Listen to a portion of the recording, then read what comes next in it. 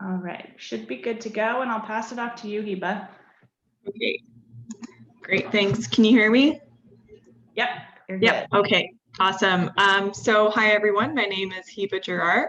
I recently graduated from the Masters of Forest Conservation program at U of T. So today I'll be discussing the application of remote sensing imagery in forestry. I'm going to start off with a bit of a broad overview of remote sensing imagery, but I will be focusing on two types. So UAV-derived imagery and LiDAR. I'm also going to give a quick tutorial on how to access the LiDAR data, what the data means, and then lastly, I'm going to discuss my Capstone project and kind of put everything into context. So let's get started. So what is remote sensing imagery? So just starting with the basics, remote sensing imagery is true to its word, any imagery derived remotely. There are generally two main ways to get this imagery, either through an aerial vehicle like a plane or a drone or a satellite. For example, UAV imagery is taken from aerial vehicles. Resolution can vary throughout the different types, but all types of data that are collected can be kind of categorized into two types, so mostly being spectral or elevation data. And so how does remote sensing imagery collect information? So there's two types of ways. So to start off, there's passive. So this one picks up on the solar light and it measures the wavelengths that reflect off from the landscape. So the sensors can pick up wavelengths from the visible spectrum, basically meaning the colors that we see, red, blue, green, but it also picks up infrared and near infrared. There are others that are hyperspectral imagery. They can collect all types of bands, but multispectral is just one example. And actually, one of the main points of infrared and near infrared is that they can distinguish between different types of vegetation. So that's passive. And then there's active. So with active, a signal is actively emitted out and its reflectance is then measured. So in the case of LiDAR data, this is done through lasers. It doesn't pick up on wavelengths like passive sensors do, but it does measure back the reflectance that it emits. So just to kind of give it a more visual context, on the left, you can see the passive sensor where it's taking from the solar light, and then on the right, there's the active sensor that is looking at the signal that it emits. All right, and then so for the rest of the presentation, I will be focusing on drone imagery and LiDAR imagery. However, this is kind of aside. I did just want to briefly talk about satellite imagery as it does have its advantages. So one of the most interesting aspects, which I think is quite relevant to forestry, is looking at satellite imagery over time and seeing how the landscape has changed over time. So I'm sure most people have seen images like these.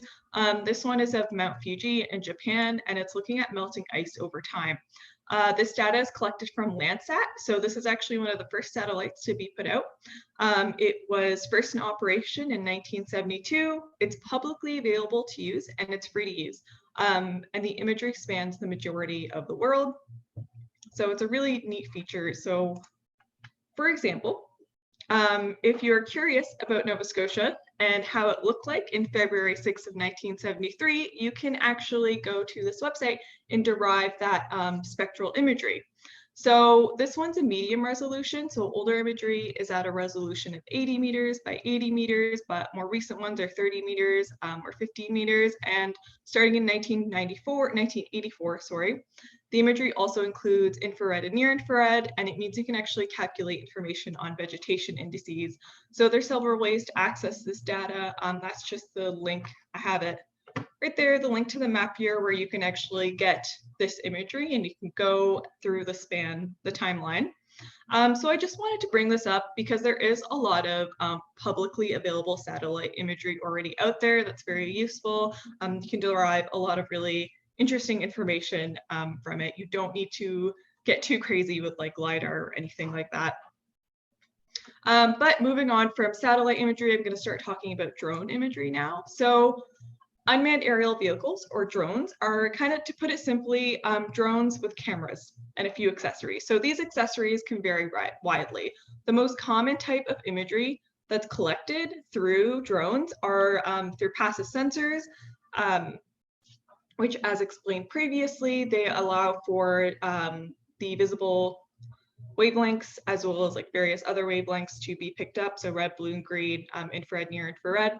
The unique thing about this type of data collection, though, is that you can actually estimate height by looking at the 3D point cloud that's collected using digital aerial photogrammetry, which basically means calculating geometry from the photo. So you can estimate height using these passive sensors and using these drones. And this is actually the data that I used to derive the Canopy height model for my project. So just quickly, briefly talking on drone imagery, I'll be talking more about it in my Capstone project. So I'm going to talk about more LiDAR now.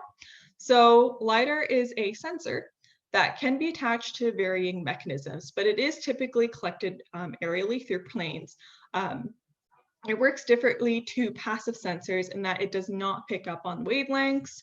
It looks at the reflected signal. So as you can see from the right image on the left, the signal emits, and then with height, how it's estimated is the time that it takes to come back is used to estimate the height, but wavelengths can also be, well, not wavelengths, but the intensity of return signals can also be used to characterize land types and surfaces.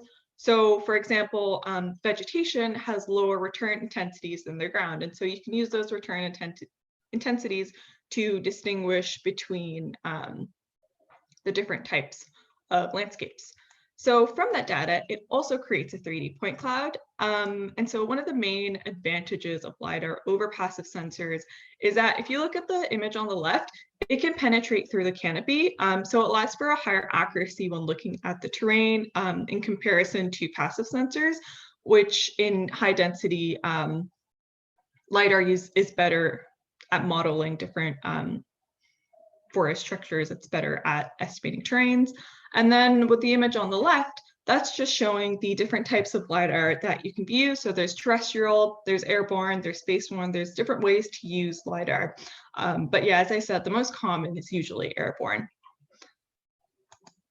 So advancements in LiDAR data collection. So an interesting aspect of LiDAR is not just the application of the research, but also the application of the technology.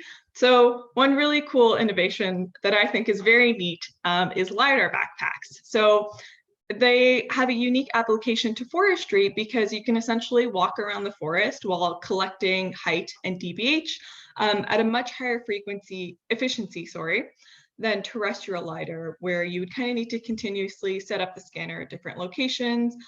So given that these sensors are ground-based too, there are also applications and opportunities for data collection into surface level forest features, like you can look at quantifying downwoody debris, you can look at the lower and mid canopy at a much better accuracy than you would through an airborne, for example. So with this specific backpack, it was developed less than a year ago.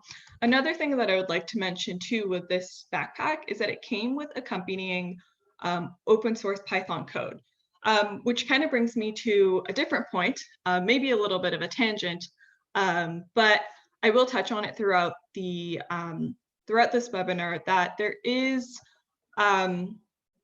somewhat of a discussion on whether single tree inventory versus stand level inventory is even worthwhile. So if you're a forest manager, for example, and you're looking at your landscape, how important is it for you to collect every single tree? Because what you're looking at is stand level mechanisms. And with these types of applications, they come with a lot of processing time. So you do need a higher stack capacity to be able to process all of this data. So it's an interesting discussion point of whether these applications are really worth it when it comes to a more practical standpoint for a forest manager to inventory their landscape, or is it something that can kind of be very useful for an academic purpose, for example. So that's just kind of an aside and something that I think is worth discussing and thinking about. So then moving on to kind of the pros and cons of UAV optical imagery, so using the passive sensors, and then versus LiDAR. So with the UAV drone, in addition to height, you can also calculate multispectral imagery, which can be very useful for calculating vegetation indices. However, it does come with a lower accuracy, but with a lower cost. So it does come with its pros and cons in comparison to LiDAR, which whereas the primary purpose is kind of to collect height, it doesn't really collect multispectral imagery, comes with a higher accuracy, but it is more expensive. That being said, it is also publicly available in Nova Scotia.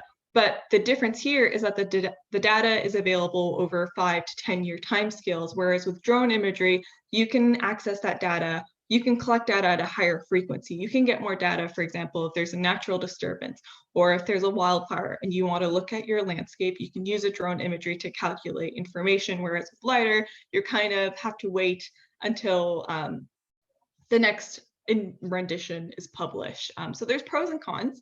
And then with the pros and cons, you can actually combine UAV LiDAR. So there is research into getting LiDAR sensors to be attached to drones. So you can actually have the accessibility of drone imagery, but with the accuracy of LiDAR. There are still challenges that need to be overcome, like costs. But these are being actively researched. So if you look at the image on the right here, so this is actually a study that was recently published just in December, looking at a low-cost LiDAR sensor and comparing it to the more standard LiDAR sensors that are out there for UAV drone imagery specifically, so not like airborne or anything. It did have some weaknesses, but it is something that's being actively looked at. And I think that as more time goes on, things like these kinds of applications like UAV LiDAR will become more commonplace and more relevant. But right now they're kind of being researched and being developed, and maybe not as more practical, but it's an interesting kind of concept. All right, and then with ongoing research, now I've moved on from kind of the technology, and now what can you actually do with the data? So there are a variety of applications for LiDAR data. There's above ground biomass and carbon modeling. You can do habitat suitability modeling by looking at the different forest structures. You can do individual tree species identification. You can look at forest structure and complexity, forest gap dynamics. There's a lot of different applications. I'm going to look at two. I'm just going to briefly go over two research studies just to kind of give a sense of what you can do with it. Starting with the first one, which is a gap regeneration study done in 2018. So one way you can use LiDAR data is by identifying regenerative versus non-regenerative gap phase dynamics. Now, this seems fairly intuitive for someone. Like a stream is obviously a not regenerative canopy gap.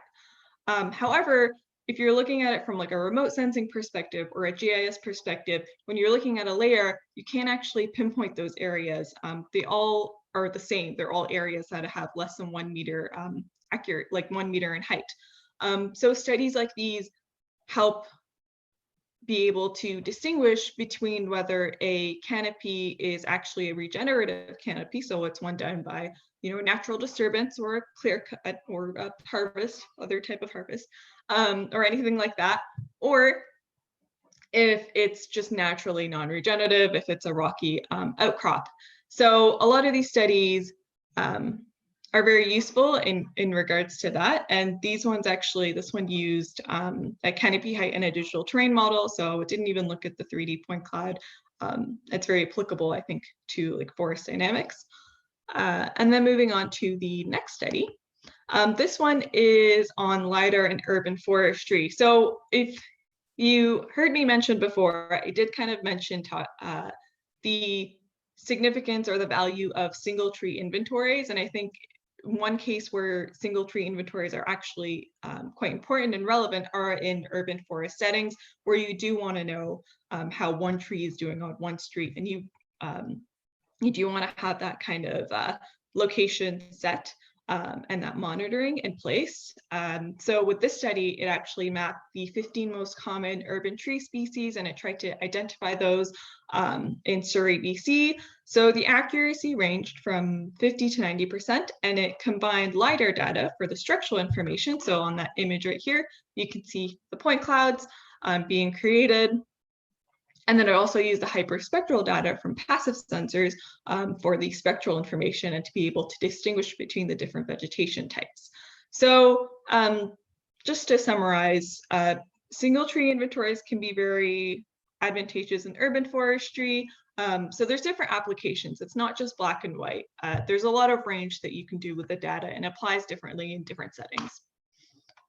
But how can forestry managers benefit from the data? So a challenge that I've mentioned with LiDAR is the amount of processing that goes into actually collecting and deriving information. So one of the reasons behind it is that there's a lot of research that goes into the applicability in terms of how can you use this new data? What's interesting about this data? But there isn't as much research that goes into, for example, developing a software that forest managers can use after they've collected LiDAR data to derive information from it without needing, for example, a degree in GIS or like a remote sensing background. You can just process it yourself or with your own staff. So I'll kind of go into more detail about the, with that being said, the newly released LiDAR data that the Nova Scotian government has recently released does all this for you. So a lot of the data is post-processed and it's available for download. So there's the Canopy height model, the digital surface model, and the digital elevation model. So one of the interesting things that you can do with these data is that you can use it to enhance land cover classification. You can look at ground plat identification and looking at areas for PTA assessments, for example. You can identify areas with high and low canopy covers. You can delineate harvest buffer zones. And generally, you can get a better account of what's in the forest and the canopy cover that's available for the landscape. So where can you find this LiDAR data? So the imagery up above, I just wanted to give kind of a visual imagery to show what these different types of data mean. So a digital surface model will combine both the digital elevation model and the surface. So it'll look at both the terrain and what's above the terrain. The digital elevation model will just be the terrain with nothing above. The canopy height model is then taken by subtracting the digital surface model with the elevation model to then create the canopy height model. So there's 4 main types of data available when you that you can download for the LiDAR data available in Nova Scotia. You can see in the next image, I actually have a video going to the website. So the different colors show like when the data was collected. The green is from 2019. That's the most recently available. You can zoom in. There's 2016, 2019. I'll just be looking at the 2019. I'm gonna just zoom in closer. So once you've kind of clicked on a rectangle, this is the type of data that's available. The LAZ, which is one that I actually didn't talk about quite briefly, that's the 3D point cloud. So that's the raw pre-processed imagery, and the way you download that is it's actually the smaller squares, and then the larger squares are the canopy height model, the digital surface model, and the digital elevation model. There's also the integer model, which I'm not I don't know much about, so I won't really mention, but I mean, it's worth looking into on your own time if you want to see what that's about. But yeah, there's the canopy, digital surface, digital elevation. I think those are the most useful. So you can download those, and then after you download those and you want to look at it through ArcGIS, I already added it to ArcGIS, so you can look at it. So the cool thing about the LiDAR, the canopy height model that I've uploaded right now, this one's of the Medway Community Forest and the surrounding protected areas. You can kind of see how the rectangles are all mosaic together. So I just merged them together.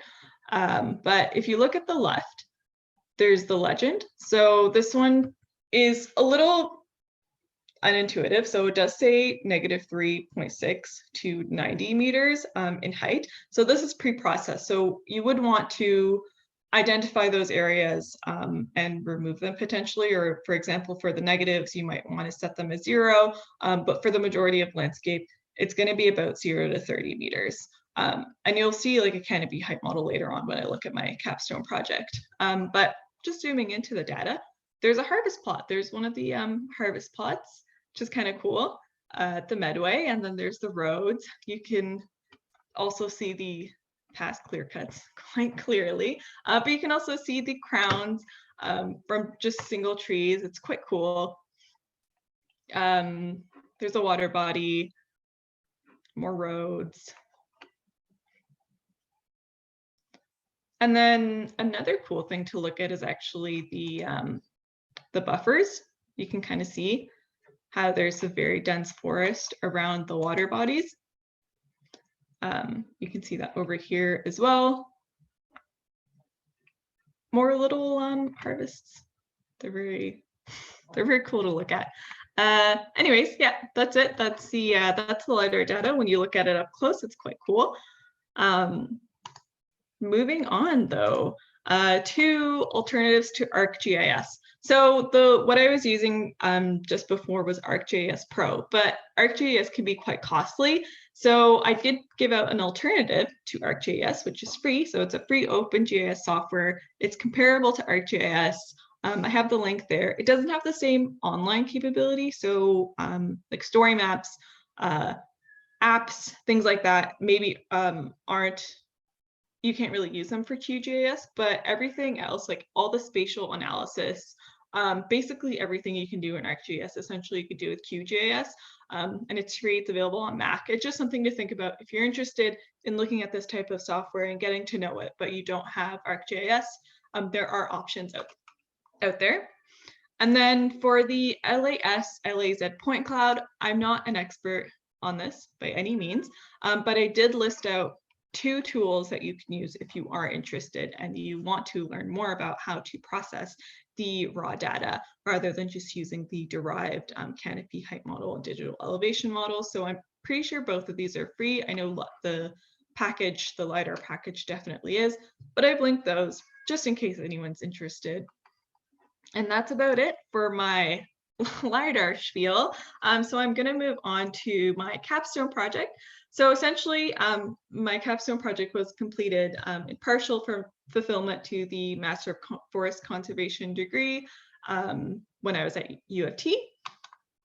And so I'm just going to get started with that. So starting off, this is going to be a bit repetitive, but the Medway Community Forest Co-op is a community-based Crown land licensee. This is where I collected, where I didn't collect, I analyzed the information. It was established in 2015. So prior to being Crown land, the MCFC was owned by Bowater Mercy Paper, and it went out of business in 2012. So due to the management style that occurred in the area and the very intensive clear-cut management, 45% of the forest is less than 35 years old. So in addition to that, a biodiversity assessment that Jenica actually did found that the forest was in quite poor condition due to these past harvests, and that there was a need to manage. I'm so sorry for the cat, by the way, in the background. To manage through low intensity harvest practices that mimic natural disturbances and complex canopy distributions. So the cats. Despite the condition of the forest and that very intensive management that occurred in the past, one of the main tenets of the MCFC is to practice ecological forestry with full transparency and engagement with the community. So another initiative, however, is also to host research and studies that take place on the forest.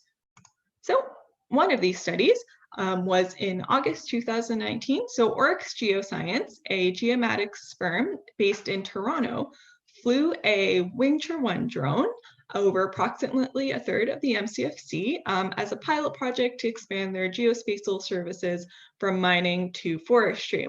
So if you were paying attention, so this drone collected multispectral imagery, which is a passive sensor.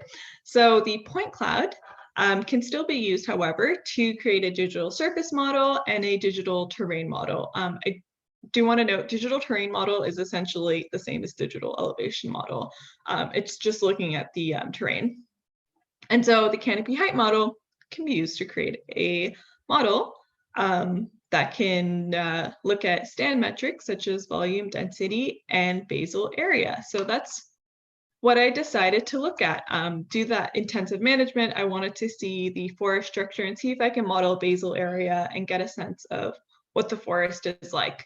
So my objectives were derive a canopy height model, to derive stand level models for basal area and forest structure using the ground data and the derived canopy height model. And then lastly, I wanted to provide recommendations on forest management and future analysis of remote sensing imagery to help remediate the forest from the intensive even age management that occurred previously. So moving on to the ground data. So originally there were 123 ground plots spanning 3 data sets between 2019 and 2020. They were originally planned for use, but given quality and boundary issues within the imaged area, there were 49 ground plots used. So each plot consisted of a prism sweep and then a tally of the species composition by 4 dBH classes. So they're just categorized by their diameter, essentially. So the data, then the ground data, was stratified by species type and stand age. So which tree species is most dominant. So white pine, red maple, red spruce, or black spruce. And then it was also stratified by age, young, mature, and old. So it was just to ensure that there was an equal distribution between stand types. And then from that, each index, structural diversity indexes were calculated. So I used 3, and the reason I used 3, I won't go into too much detail about like what each means, but the reason I use 3 is because structural diversity indices are not very commonplace to use in forestry. So I wanted to use a broader range so I can look and compare between them, just to make sure I'm picking one that actually most models the forest structure found in the forest in the real world. And so each index was measured by looking at the distribution of basal area between the DPH size intervals that I've listed above. And then to get the actual canopy height model first, I needed to first edit the digital surface model to remove any poor quality data. So I know if I mentioned before, because it can't penetrate the canopy too well with passive sensors, some data can be inaccurate, so it has to be removed. But after that, after I had that edited version, I created the canopy height model, taking the difference between the digital terrain and digital surface model. And then from that canopy height model, I calculated a variety of metrics such as maximum and mean height. And then I ran some multiple linear regressions, which essentially means that I used the metrics from the canopy height model to see if I could predict basal area and structural indices using the ground truth data. So after that, I had my best fit models, and then I took those models and I made maps with them in ArcGIS. So I'm gonna just go over the maps now, starting with the canopy height model. So here's the canopy height model. It shows the heights of the forest. I classified the data by heights just to start off. I just wanted to see kind of a distribution. I wanted to see what the data looked like essentially. So 25% of the data, 25% of the measured area was less than 1 meter. 24% was 2 to 4 meters in height. 15.5% was 5 to 6 meters. 22.5 was 7 to 10 meters. And then 13% lastly was 11 to 30 meters in height. So you can see that a majority of the forest is quite young.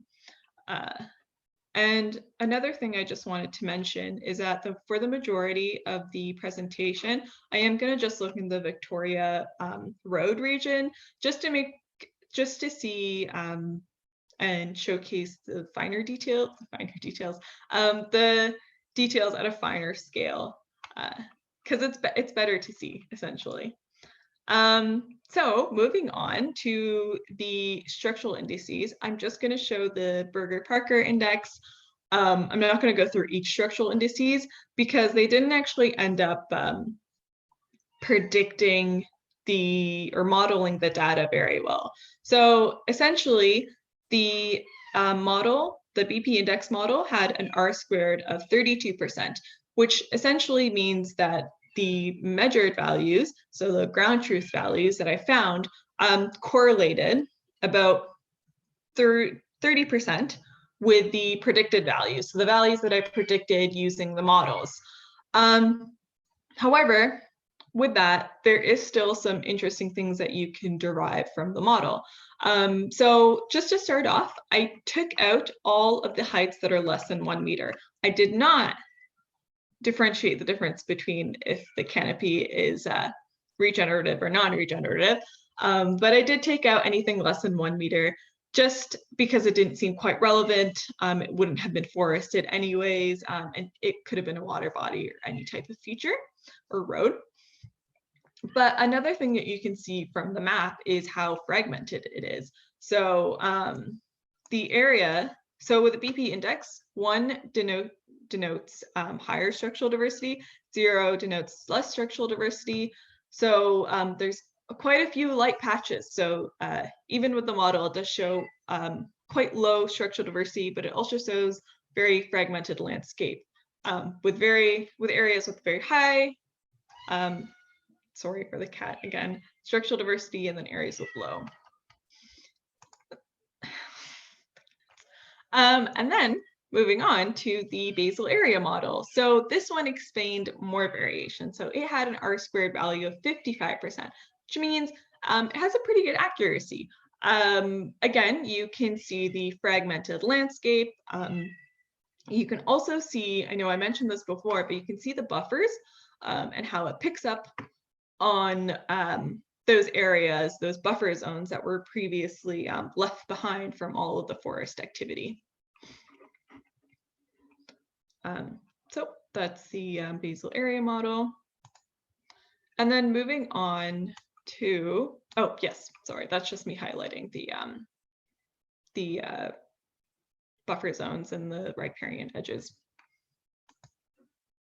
So moving on to similarities in the model. So from my results, I think the models may have worked in 2 ways. So I think there might have been a general positive relationship between taller heights, more basal area, more structural diversity. Seems most intuitive, but it is what was seen in the data. However, an interesting thing that was seen in the data was that areas with really high ranges, so very sparse landscapes, but then there would be like one very tall height, actually had a better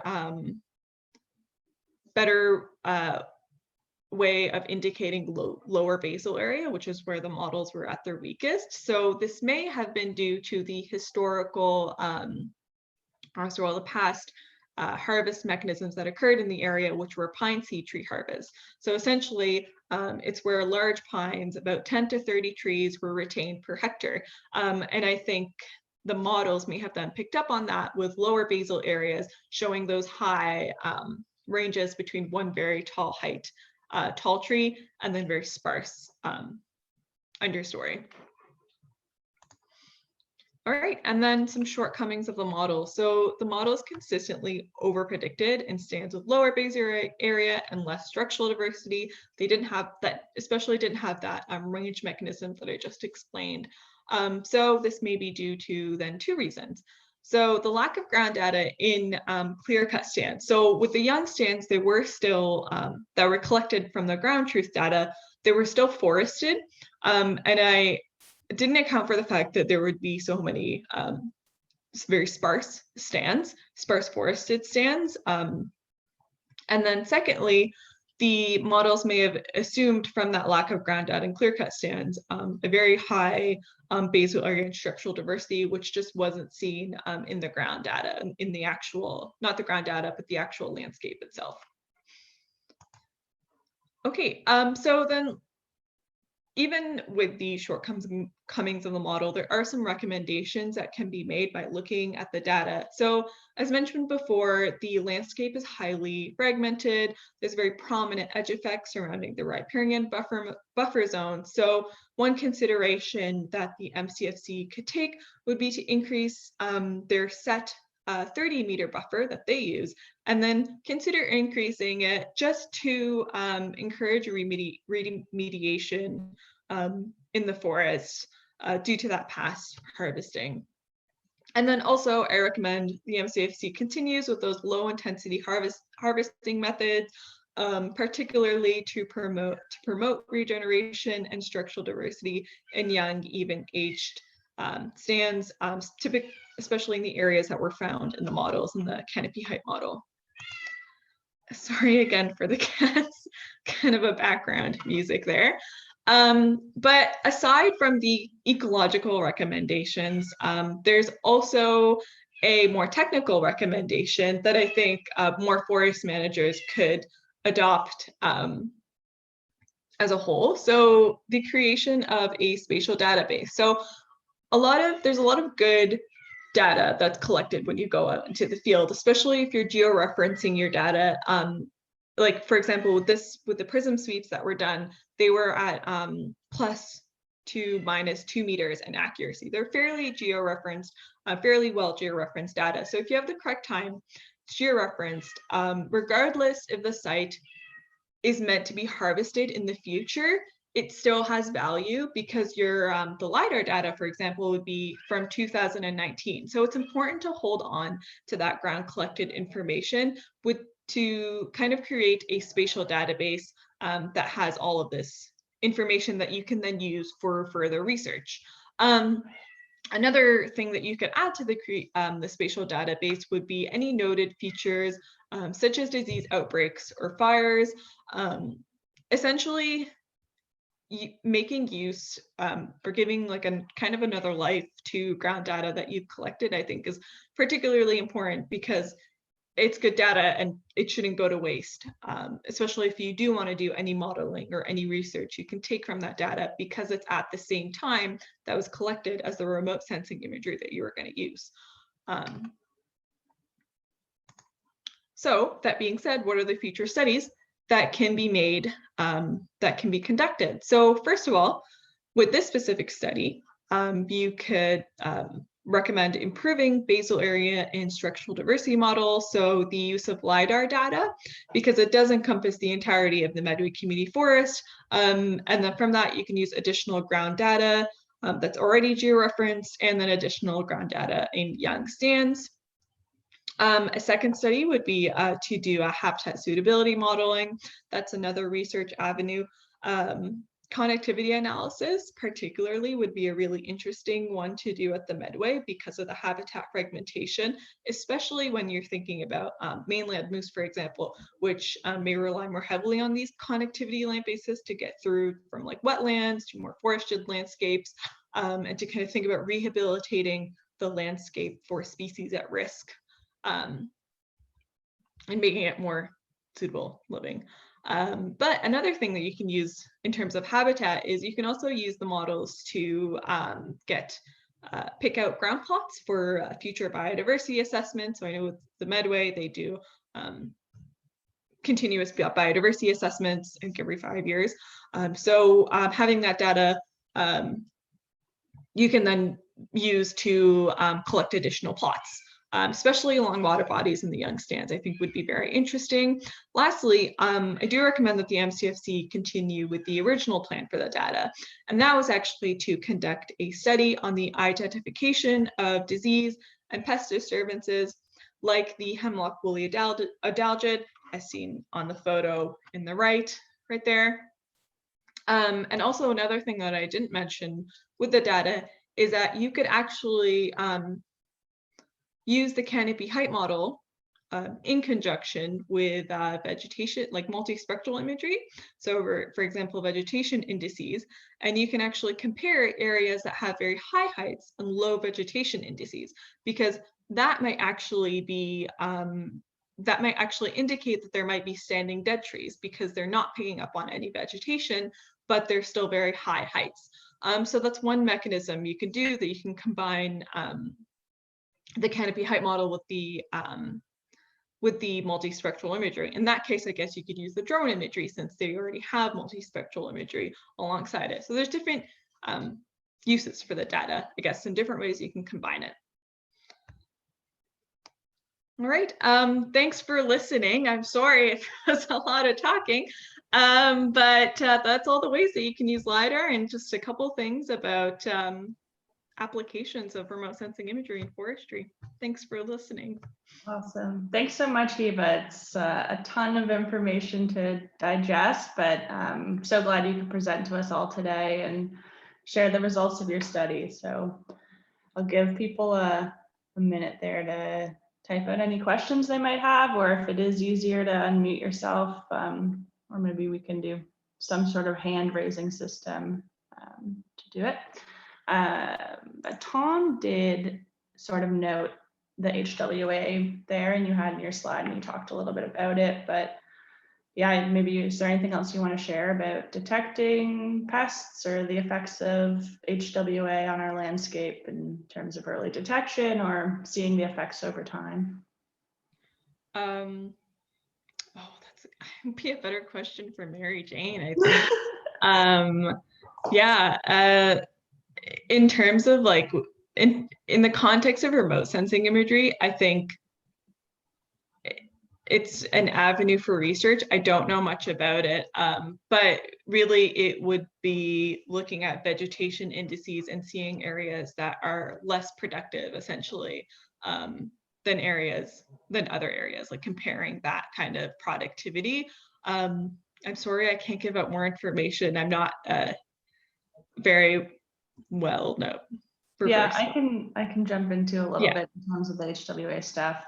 In terms of early detection, HWA is such a small pest, and there are signs that we can see in the canopy of decline. But I think having that LiDAR imagery gone from 2019, it sort of sets a bit of a baseline. We know HWA has been in our province for a number of years, but now we're really starting to see a lot more widespread in the Southwest. So it'll be interesting to see LiDAR imagery done again in a decade from now, and then again, and we'll be able to see sort of the effects more widespread throughout the canopy and decline.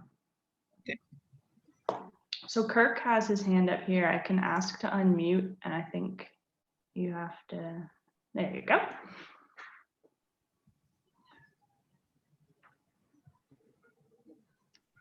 And Kirk, did you want to ask a question?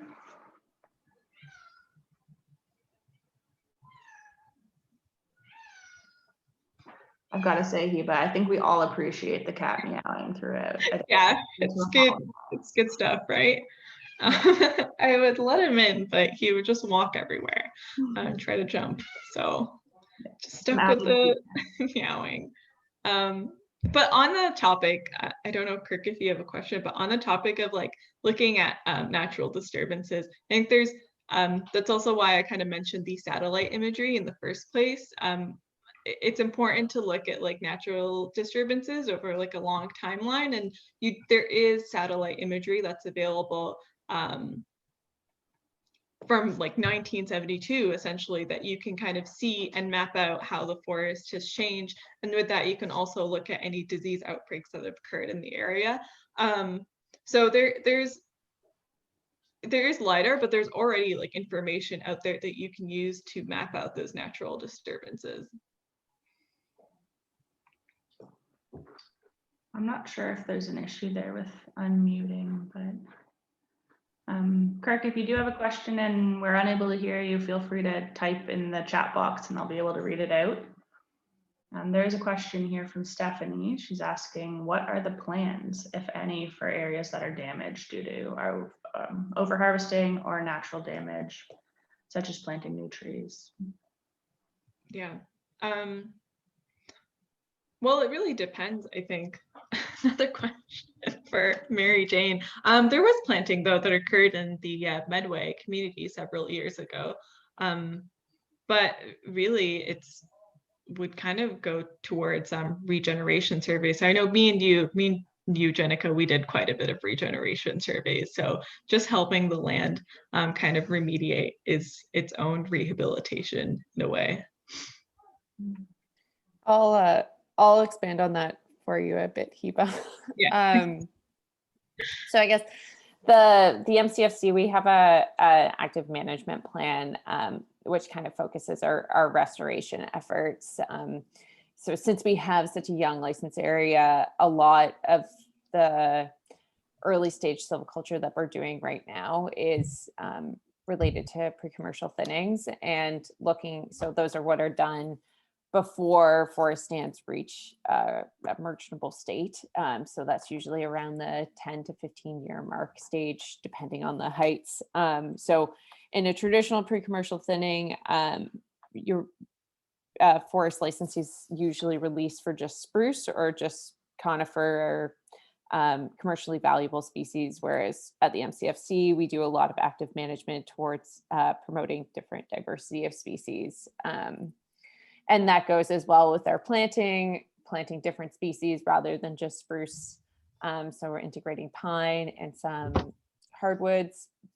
And then of course our merchantable forest practices where we're encouraging uneven age management, diversity and resiliency wherever possible.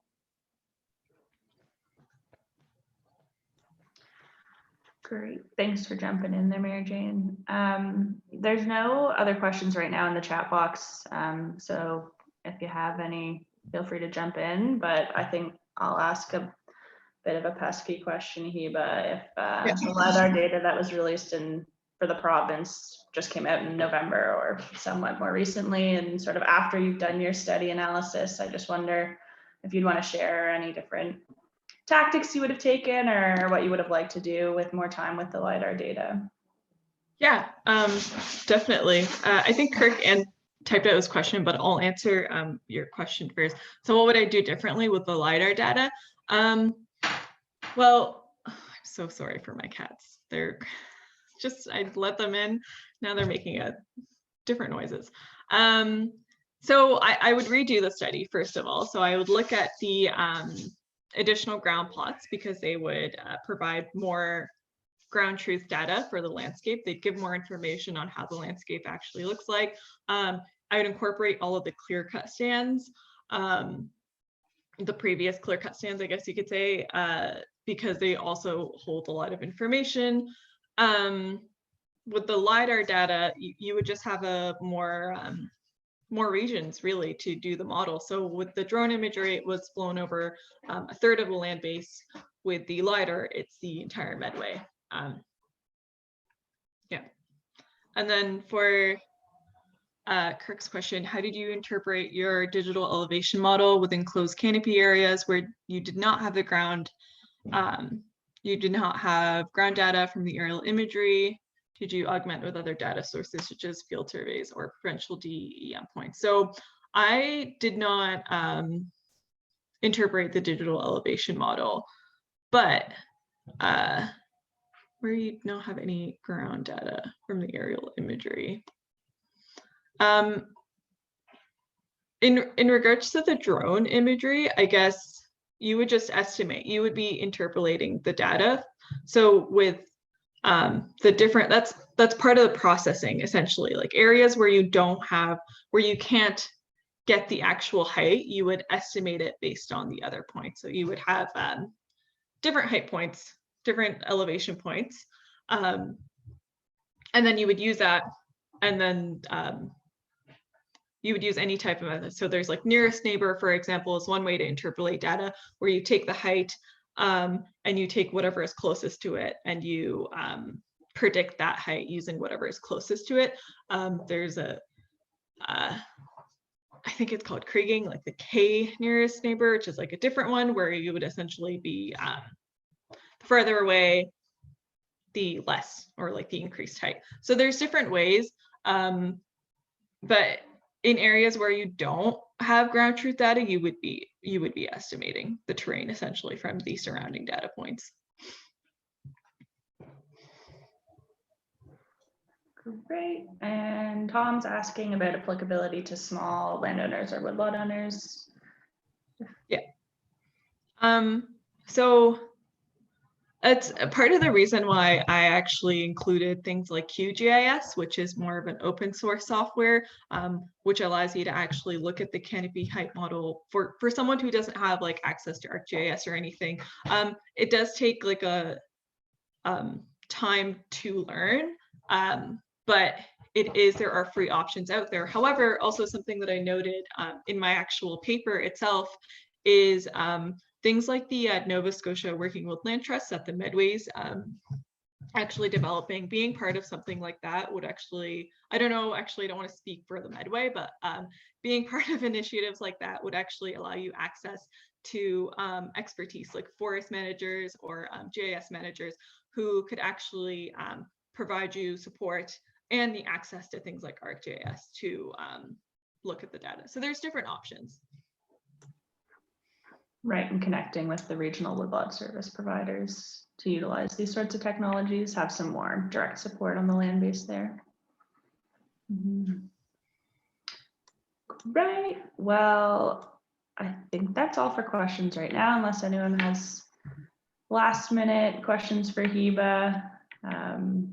I'll just say a big thank you for all of you tuning in, and then also to Heba to providing us with so much information. And I'm going to speak for myself, but maybe it relates to some of you that this can be a bit of a complex and fuzzy world to sort of unravel. So I appreciate you breaking down this in such great detail for us all. And Stephanie's just asking about it being saved, and yeah, I'll post the recording to our YouTube page. So yeah, it's just the Medway Community Forest Co-op on YouTube, and it's also linked to our website. So you can rewatch it or share it with your friends. Thanks everyone for tuning in, and thanks so much, Heba. It's great to hear. Thank you. Thanks for having me. Sorry about the cats. To bring them in. Yeah, they're jumping around right now. Yeah, taking over, working from home. Thanks for listening. Yeah, we'll see ya. See ya.